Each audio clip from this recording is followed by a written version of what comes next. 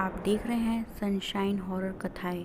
अगर आप मेरे चैनल पर नए हैं तो सबसे पहले कीजिए मेरे चैनल को सब्सक्राइब और उसके बाद नोटिफिकेशन बेल को ऑन करना मत भूलना।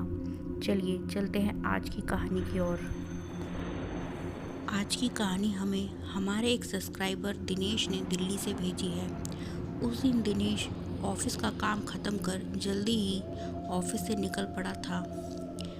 ऑफिस से निकलते ही तेज़ बारिश भी शुरू हो गई, लेकिन दिनेश को बारिश से भीगने का कोई डर नहीं था क्योंकि उसके पास अपनी नई कार थी। दिनेश अपनी कार में बैठ ऑफिस से निकल पड़ा।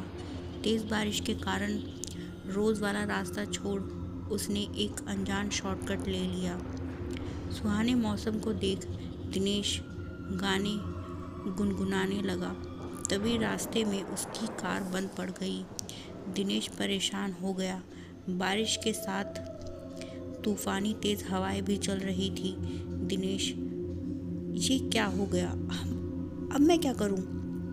और तभी अचानक एक बूढ़ा आदमी दिनेश की खिड़की पर आकर खटखटाने लगा। बूढ़ा, क्या हुआ? दिनेश ने देखा कि एक बूढ़ा आदमी छाता लगाए खड़ा था। जवाब में दिनेश बोला, वो मेरी कार बंद पड़ गई है।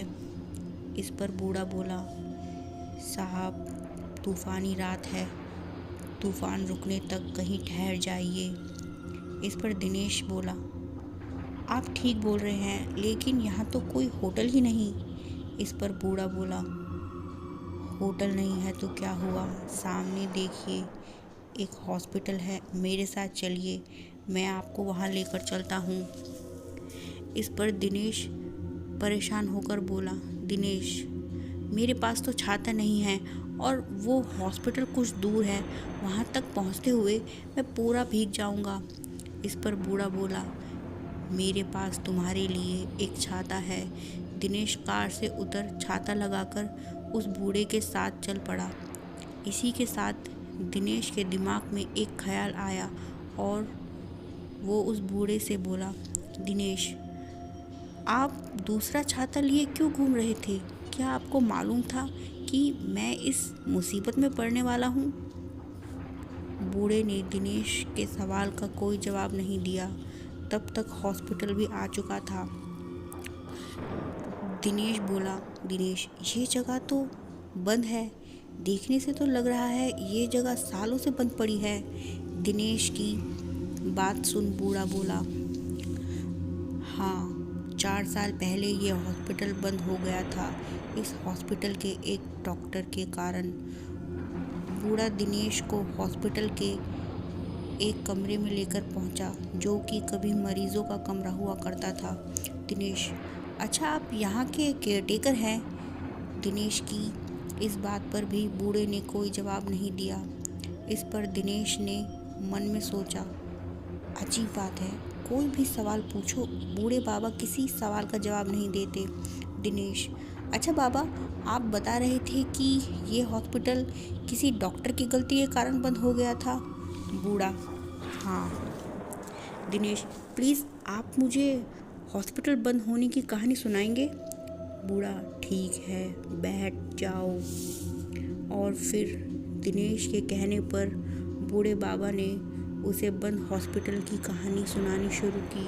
कुछ यूँ, बूढ़े बाबा, तो सुनो, आज से 4 साल पहले की बात है। रजत नाम का एक डॉक्टर इस हॉस्पिटल में काम करता था। बहुत ही अच्छा इंसान था। वो अपने हॉस्पिटल में गरीबों का मुफ्त इलाज किया करता था। वहीं एक बार देर रात एक वार्ड बॉय स्टोर रूम में कुछ सामान रखने पहुंचा। वहां उसने कुछ अजीब आवाज़ें सुनी। वार्ड बॉय हैरान था, ये सोच ये आवाज़ें कहाँ से आ रही हैं। ध्यान से सुनने पर उसे ऐसा लगा कि वो आवाज़ नीचे से आ रही हैं। उस कमरे से एक तहखाना का रास्ता था। वार्ड बॉय उस तहखाने में पहुंचा तो उसने कुछ ऐसा देखा जिसे देख वो हैरान था। दरअसल में डॉक्टर रजत उस तहखाने में किसी पेशेंट पर अजीबोगरीब एक्सपेरिमेंट कर रहे थे। वार्ड बॉय, ये सब क्या है डॉक्टर रजत? डॉक्टर रजत, तुम्हें यहाँ नहीं आना चाहिए था और तुमने यहाँ जो भी देखा वो तुम किसी को नहीं बताओगे। इसके लिए तुम्हें तुम्हारी मुंह मांगी कीमत मिल जाएगी। वार्ड बॉय, आप ये क्या कह रहे हैं? मैं चुप नहीं रहूँगा। आपका काला सच मैं सबको बता के रहूँगा। वार्ड बॉय तहखाने से निकल गया। डॉक्टर रजत भी उसके पीछे दौड़े। वहीं एक कमरे के बाहर डॉक्टर रजत ने कैंची मारकर उस वार्ड बॉय की हत्या कर दी। ये सब एक दूसरे डॉक्टर ने देख लिया और इस तरह डॉक्टर रजत के चेहरे से अच्छाई का नकाब उतर गया। वहीं जब पुलिस डॉक्टर रजत को गिरफ्तार करने हॉस्पिटल आई तो इस बीच डॉक्टर रजत ने हॉस्पिटल की छत से कूदकर अपनी जान दे दी। सबको यही लगा, चलो जो हुआ अच्छा हुआ। लेकिन ये कहकर बूढ़ा एकदम से चुप हो गया। तभी आसमान में बादल गरजने लगे। बादलों की गर्जन सुन दिनेश थोड़ा घबरा गया और डरते हुए आगे की कहानी सुनने को कहा। बूढ़े बाबा ने फिर से कहानी सुनानी शुरू की। बूढ़े बाबा सब सोच रहे थे कि डॉक्टर रजत की मौत के साथ सब खत्म हो चुका है, लेकिन नहीं। एक हफ्ते बाद शुक्रवार की रात एक मरीज अचानक हॉस्पिटल से गायब हो गया। पूरे हॉस्पिटल में ढूंढ मच गई। वहीं आखिर में वो मरीज मरी हुई हालत में उसी तहखाने में पाया गया। पूरा हॉस्पिटल स्टाफ हैरान और परेशान हो गया और फिर शुरू हुआ मौत का सिलसिला। हर शुक्रवार की रात किसी न किसी की लाश उस तहखाने से मिल रही थी। पुलिस को बताया लेकिन पुलिस भी कुछ पता नहीं लगा पाई। सब सोच में पड़ गए। डॉक्टर रजत तो मर चुके हैं, तो फिर ये कौन है जो बिल्कुल उन्हीं की तरह इंसानों पर अजीबोगरीब एक्सपेरिमेंट कर उन्हें मार रहा है। और इस वजह से हॉस्पिटल को बंद कर दिया गया। तभी से ये हॉस्पिटल बंद है। दिनेश बाबा, आपको क्या लगता है डॉक्टर रजत की मौत के बाद कौन था जो हॉस्पिटल में लोगों को मार रहा था? बूढ़े बाबा, खुद डॉक्टर रजत। बूढ़े बाबा की बात सुन दिनेश हैरान रह गया और बोला, दिनेश ऐसा कैसे हो सकता है? क्या उस दिन छत से गिरने पर डॉक्टर रजत बच गया था? बूढ़े बाबा, नहीं। दिनेश, फिर कैसे डॉक्टर रजत लोगों को मार रहा था? बूढ़े बाबा धीरे से बोले, बूढ़े बाबा, वो सब डॉक्टर रजत की आत्मा कर रही थी। बूढ़े बाबा ने जैसे ही अपनी बात ख़त्म की कि तभी एक बार फिर से आसमान में तेज़ बिजली कड़की। दिनेश डर गया और बूढ़े बाबा से बोला, दिनेश, क्या डॉक्टर रजत की आत्मा? बूढ़े बाबा, हाँ, और आज भी डॉक्टर रजत की आत्मा इस हॉस्पिटल में घूमती है हर शुक्रवार। बूढ़े बाबा की बात सुन दिनेश को याद आया कि आज भी तो शुक्रवार ही है। अगला दिन लगने में पूरे 2 घंटे बाकी हैं। ऐसा सोच दिनेश घबरा गया। इसी के साथ दिनेश के दिल में ख्याल आया कि आखिर बूढ़े बाबा को पूरी कहानी इतने अच्छे से कैसे पता है। ऐसा सोच उसने बूढ़े बाबा की ओर देखा तो उसने देखा वो कोई बूढ़े बाबा नहीं बल्कि डॉक्टर रजत की आत्मा थी।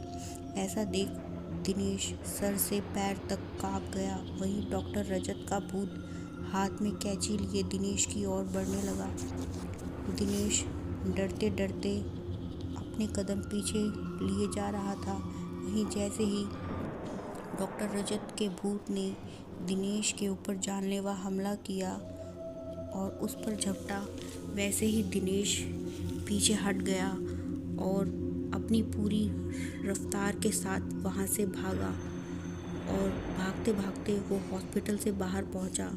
तभी वो एक कार से जा टकराया। दिनेश ने उस कार वाले से लिफ्ट ली और उस हॉन्टेड हॉस्पिटल से दूर निकल गया। कहते हैं लाइव ग्राउंड हॉस्पिटल में डॉक्टर रजत का भूत हर शुक्रवार रात घूमता है। अक्सर उस रास्ते से गुजरने वाले लोगों ने हॉस्पिटल में चीखने चिल्लाने की आवाज़ें सुनी हैं। हर कोई उस हॉस्पिटल को अब हॉन्टेड हॉस्पिटल के नाम से जानता है। आपसे अगली बार फिर मिलेंगे ऐसी ही एक और सच्ची घटना के साथ। Thank you.